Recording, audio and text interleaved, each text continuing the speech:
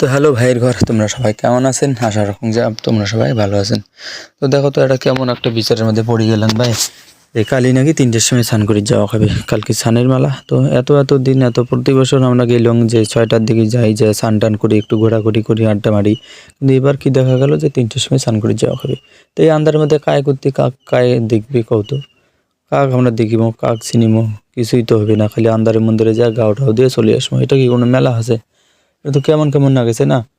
তো কেউ যদি কাকু না চিনি পায় যে কেটা কায়, কোনটা মোর বান্ধবী, কোনটা মোর বন্ধু, এলে যদি চেনাই না যায়, তাহলে যায় কি করিম? ভাল লাগিল না। মোর তো দেখো তো দিনের বেলায় আমি এটি স্নান করি না পাঙ্গা, আর এই রাত্রির বেলা যায় ওটা কেমন করে আমি স্নানটা করিম?